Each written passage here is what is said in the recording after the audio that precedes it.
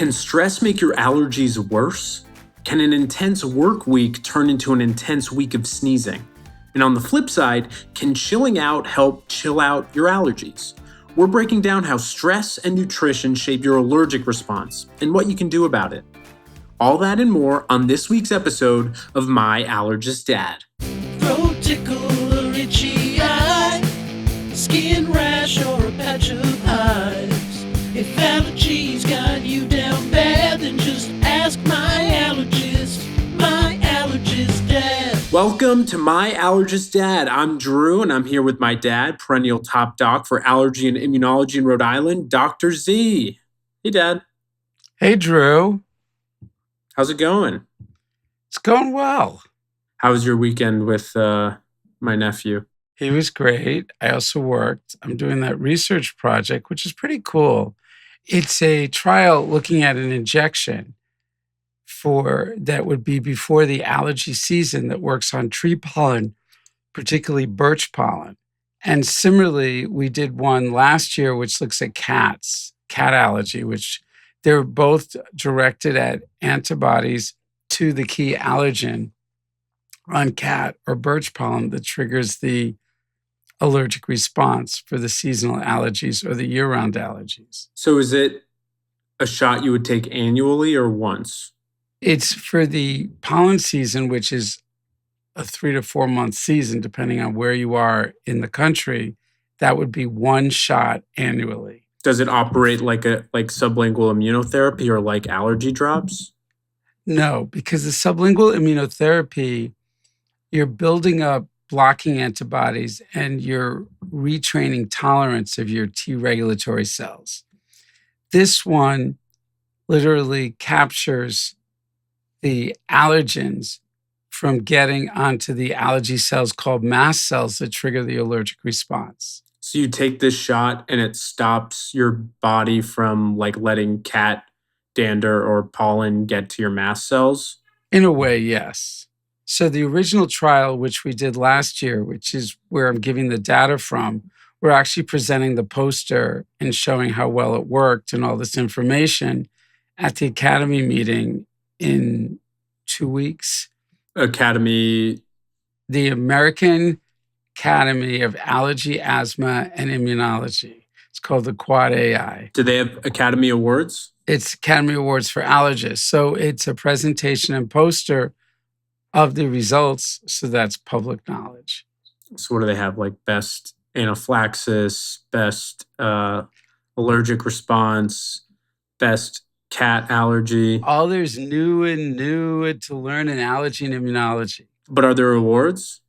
No. Well, actually, there are awards. And there are awards during the meeting that are typically given to fellows in training. And many years ago, I received an award. What award did you win?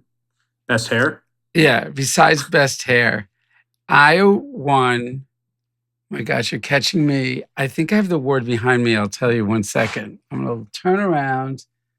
I won. There are two. There's the college and the academy. And I won second place at the Clemens von Perket for second best paper on allergy and immunology. What was interesting, my tagline at the time, is I was doing 2 research projects. One, which was under the auspices at University of Colorado, and the other was at the National Jewish Center for Immunology and Respiratory Medicine. So one was basic bench research at Colorado, and the other one was on food allergy and doing these things called methicillin challenges to address asthma. Because the idea was when someone has food allergy, it then led to a delayed reactivity of the airways. My study, which ended up getting published in the Journal of Allergy and Clinical Immunology, which is the ultimate it's the New England Journal of Medicine for allergists. On the food allergy, it ended up being negative, though I see some parts of it that could be positive now.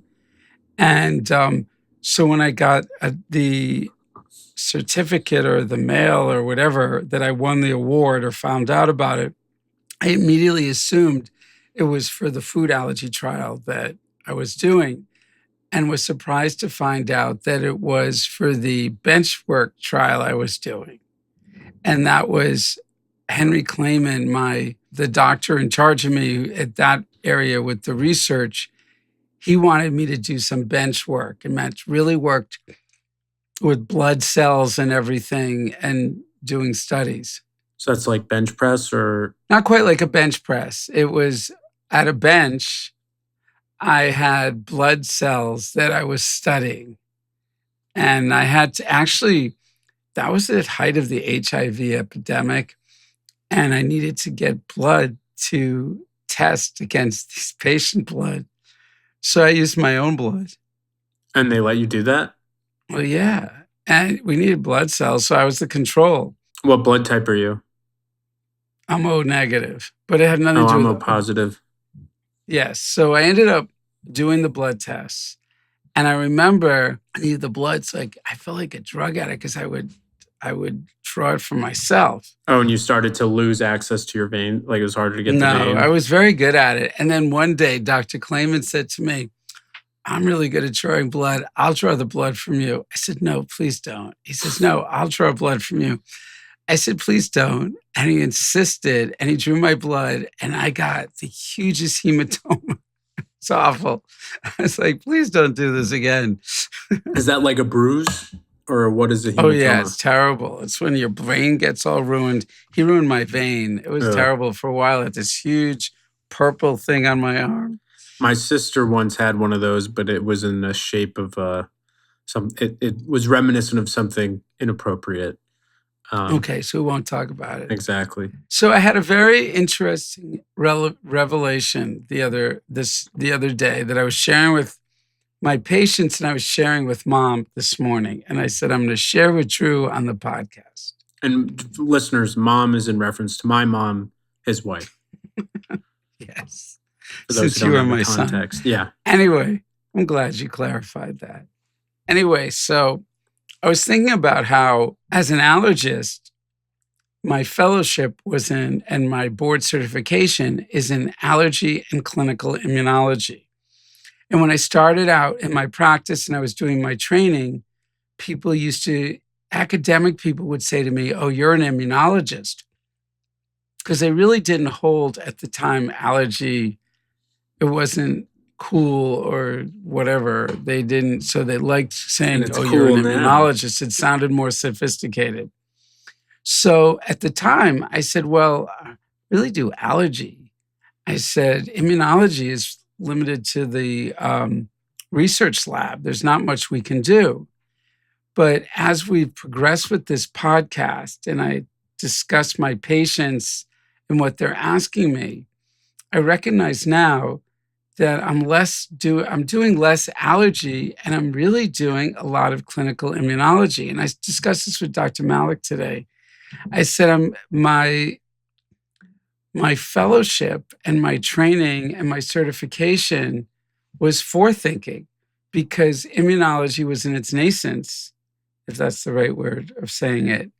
And now, so many of the medications, the biologics, what we discuss, it's all immunology, and it's not just limited to the IgE or allergy antibody. So when you say that, you're saying a lot more of what you're dealing with is not the specific IgE response that we define as allergy, but rather immunological, immune-mediated responses like these hormone responses we've talked about that look like allergic reactions but are not IgE-mediated, or certain food sensitivities that are related to the immune system. That's sort of correct. But what I'm saying is that all other aspects of the immune system, cytokines, immune cells, peptides, white blood cells, these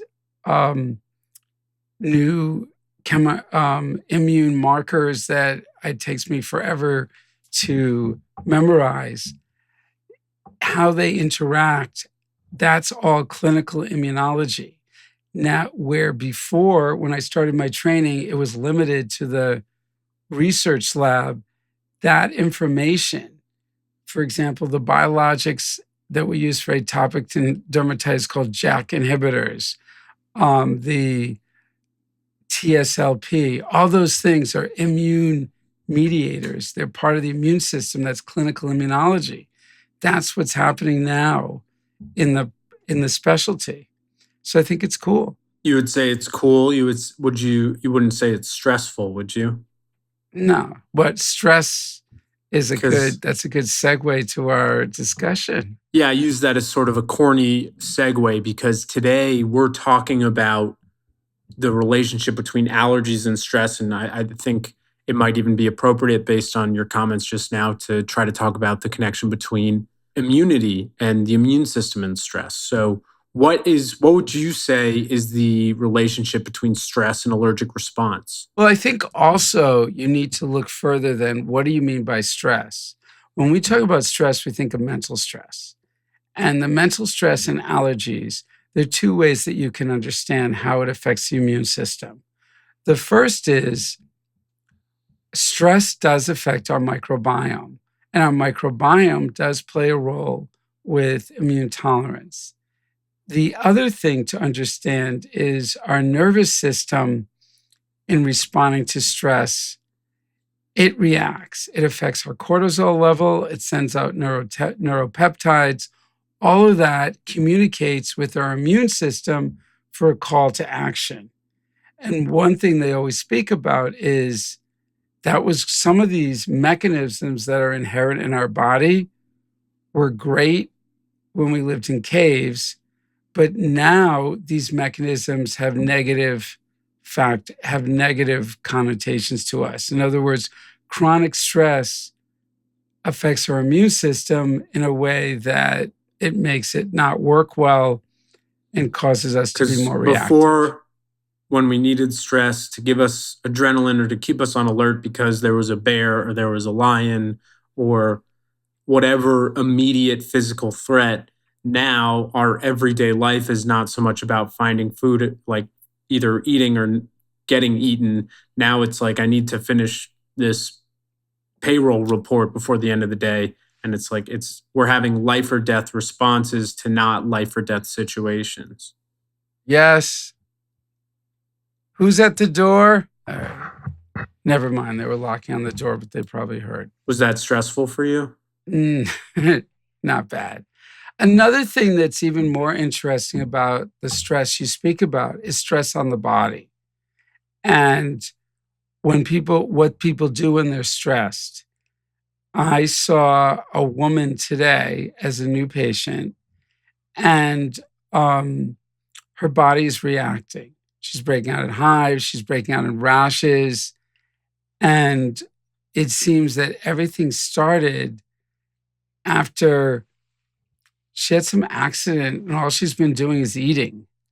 And as you learned from Dr. Tano, when our insulin, which also goes up in response to stress because it wants to release glucose to help our body in the stress response, when our insulin is persistently elevated, it causes our mast cells to proliferate. So we have many more of these allergy reaction-inducing cells with insulin resistance. And when all these things happen and your body gets pushed into inflammation, it causes all this allergic response to go on as well. So there's stress in the sense of like cortisol spikes, being stressed about a situation that seems dire. And then there's stress in the sense of like stress that you're putting on your body by maybe eating too much or maybe working out too much, like things, or not sleeping or something, things that are stressing your body out physically as opposed to mentally. And as we're learning more and more, our immune system is affected by all of this. Mm-hmm. There's communication within the cells. Many people are focusing on the connective tissue fascia as a great way of everything communicating. And when everything's in alignment, our immune system is ready to go. But when our immune system is distracted by everything else going on, you get sick more, you react more, everything's out of balance. And that's something that a lot of people, when they go to the allergist saying, I think I'm allergic to this food or this is happening, or even with traditional doctors, they don't see it in the blood tests, but patients feel it happening in different ways. So traditional blood tests may not pick these things up, but the immune system is overreacting. And we spoke about how that colleague of mine does something called metabolomics, where she used metabolites. She can assess metabolites and metabolic responses and be able to predict response to treatment she and I have discussed looking at allergic reactions and allergy that way. And there was a study out of China that took data from the UK and was able to show that there are different types of people who respond to with asthma, and those that have adult onset who are obese, they have a non-allergic asthma. It's a different type. Their allergy testing is negative, and it correlates with metabolic syndrome.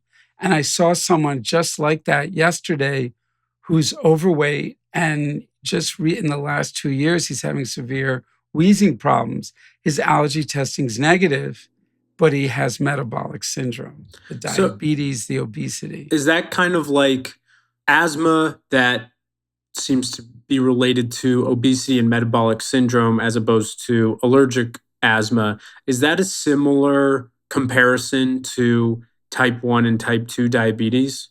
In a way, yes. It's a very different, they're different immune mediated, but it's a good way to use that as an analogy. To tie into at least stress and the reaction and our immune response, I had a recent anecdotal example of this in my life where I didn't think I was particularly stressed, and maybe I was, maybe I wasn't, but I ended up getting shingles even though I was vaccinated for it. And as far as I know, I never had chicken pox, but maybe I did at some point. But I don't it was, I don't know if you want to say delayed diagnosis, but it wasn't a diagnosis that we would have thought initially because I don't really profile age-wise or health-wise someone who would get it. But they say that one reason you can get it is if you're particularly stressed, which relative to how I've been in other parts of my life or even in the past year, I didn't feel like I'd been particularly stressed, but that might be an explanation. And so stress can be an explanation of why you get something like shingles.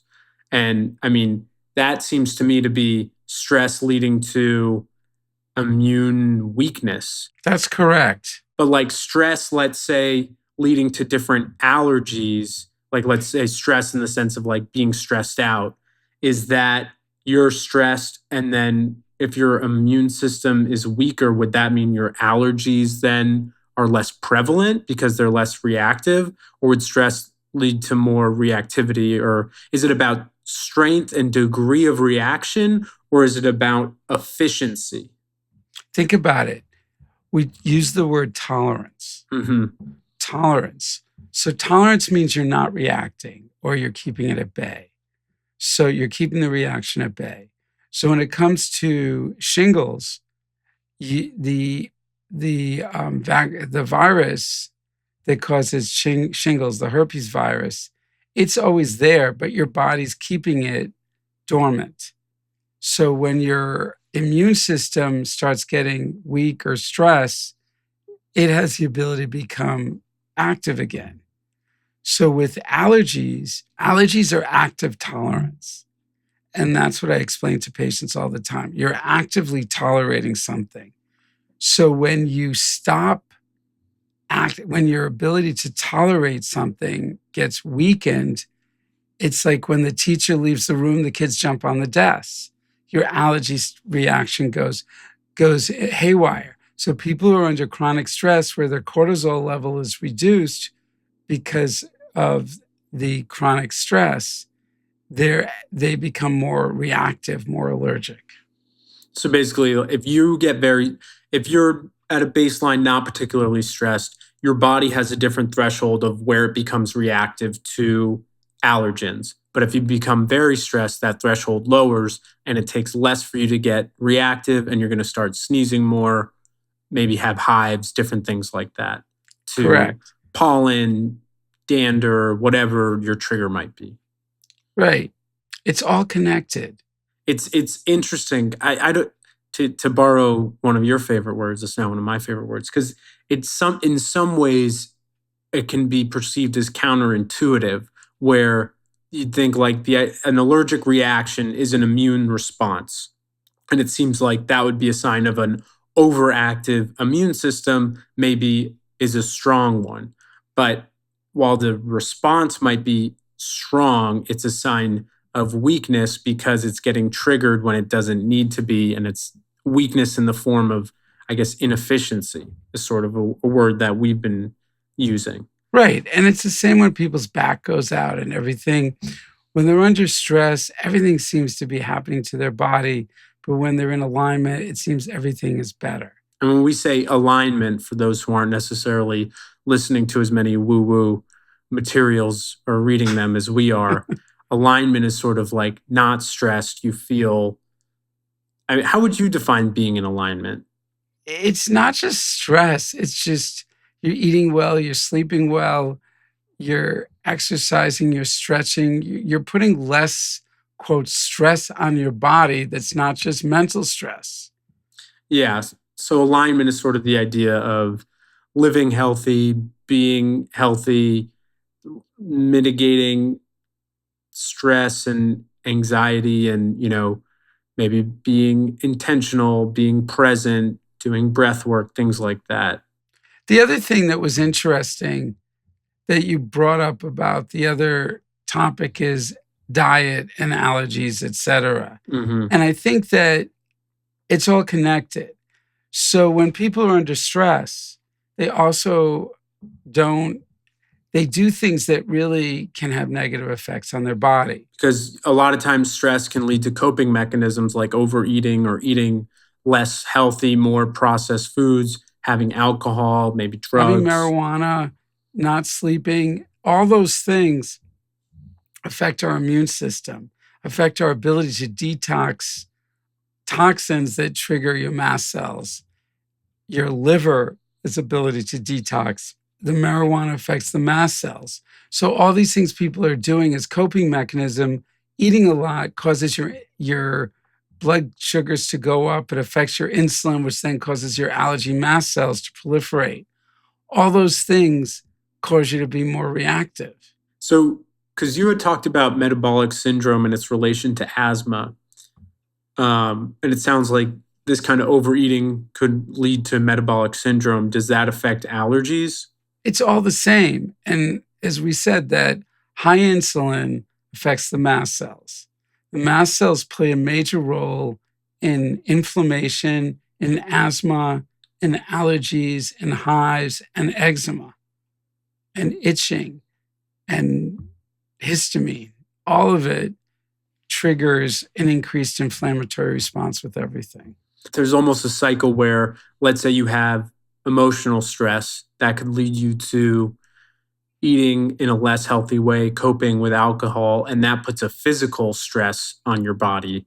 And it's both a direct and indirect effect that mental and emotional stress can have on your immune system and on your allergic responses.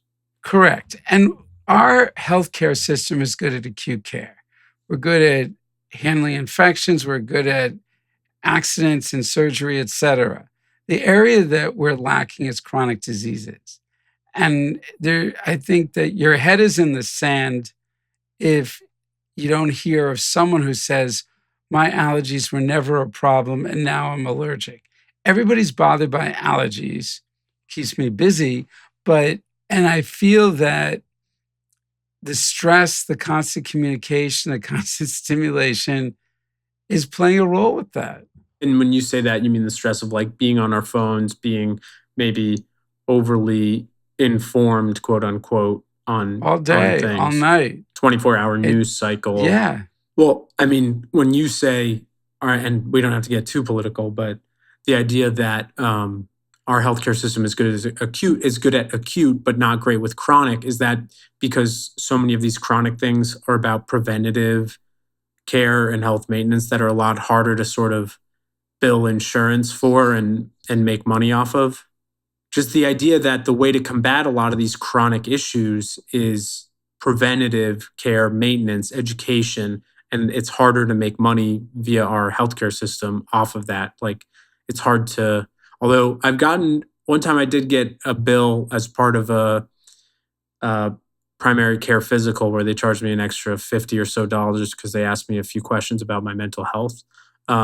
It does seem like it's a harder thing to make as much money off of, to try to educate and promote healthier living in the same way that you can charge for literal treatment for acute symptoms. They don't encourage you to spend time with the patient and to try to dig deep. The system doesn't promote that. And it just goes even further. This has been going on for the last 30 or 40 years. This is an acute situation. They don't do anything to prevent health. And then even our Medicare system, they have a budget. And when you start doing preventative things, and it takes time for it to pay off, it's like planting. And so initially the costs are high, and they don't want to include that in the budget because their budgets are always compared to the year before. And so it's very hard to expand what's going on. And so you're saying it's hard to put money into that aspect of the budget because it's hard to show whether those efforts are paying dividends? Correct. I mean, if you think about it, I mean, this is my own opinion. I think that education as to health and eating should all start with children. I mean, in the school systems, in healthy eating, healthy education, we should make everything like Disney World and really healthy foods. But instead, in the school systems, at least I remember, your fruit is applesauce, your vegetables ketchup. When you give high sugar foods and make those the least expensive, already the nutrition isn't there. That's to encourage a healthy immune system and a healthy body.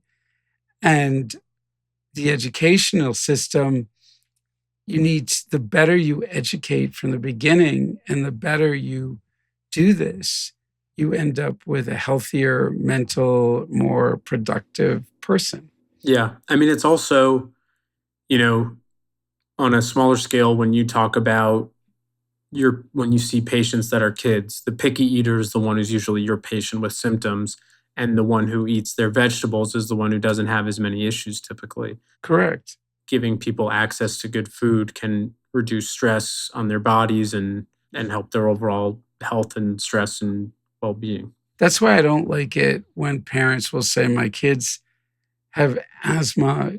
Can you write a note so they don't do gym? Can you write a note so they don't do this?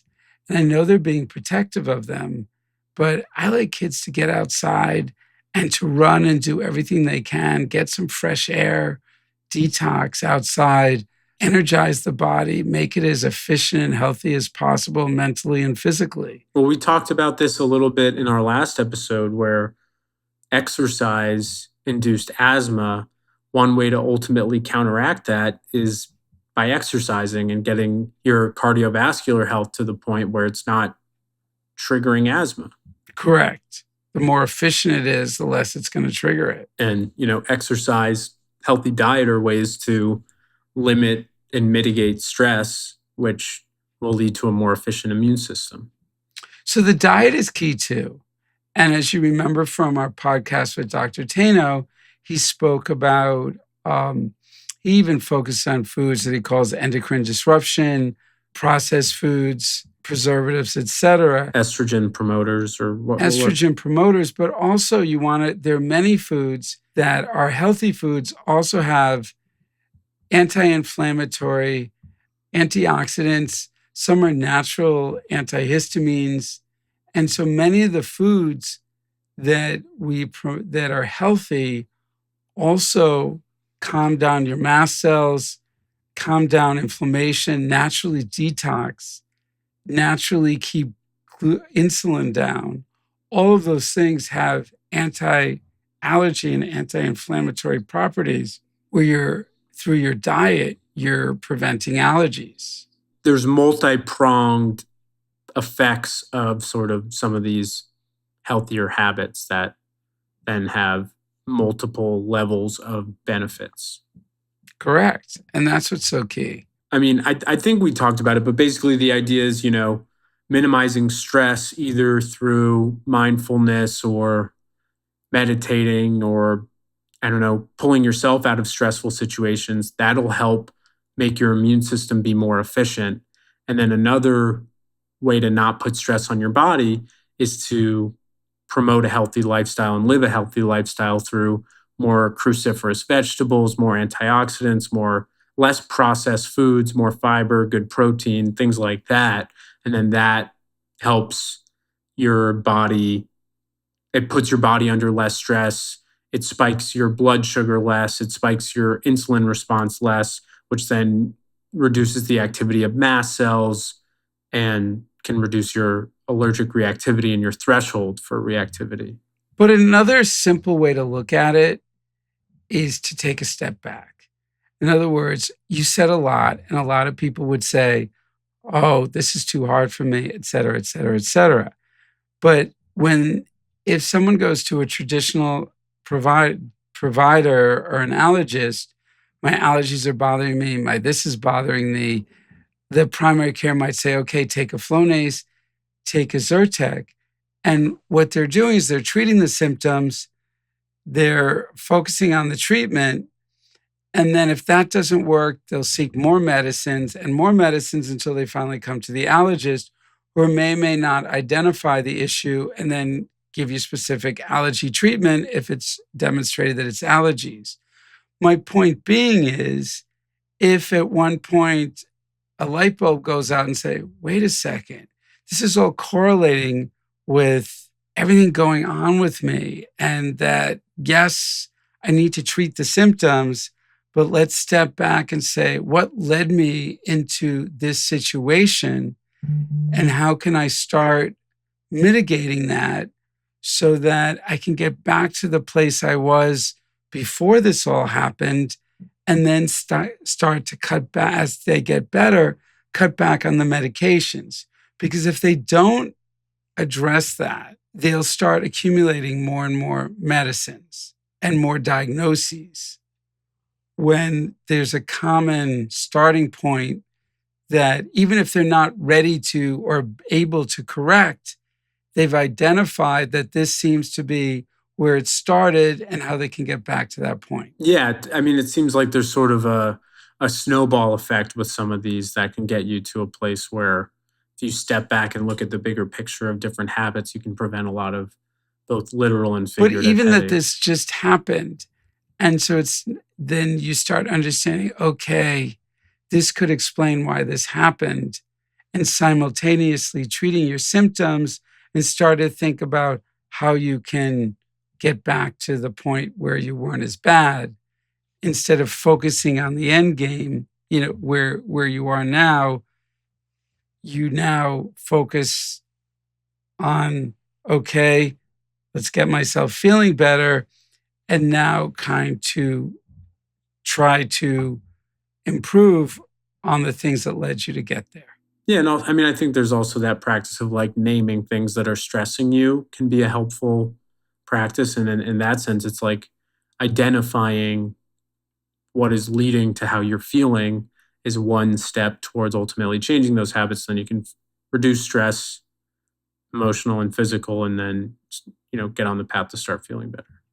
Sounds good. This is sort of an all encompassing thing. And I think typical of our show, where a lot of things tied to allergies and their effects is rooted in kind of universal health principles and universal life principles, where a lot of the things that help mitigate allergies are the kind of things that really improve your whole physical body and health and function. And it is really about lifestyle. It is. And so many of my patients now will move into, once they get to me, start talking about everything else that's going on. And the allergies become almost the tip of the iceberg, the tipping point of what brings them to understand everything that's going on. Because now it's one thing to keep doing it, but what if you're breaking out of hives or can't breathe or you're sneezing all the time? Those things start affecting your quality of life so much that it becomes a big picture. Yeah.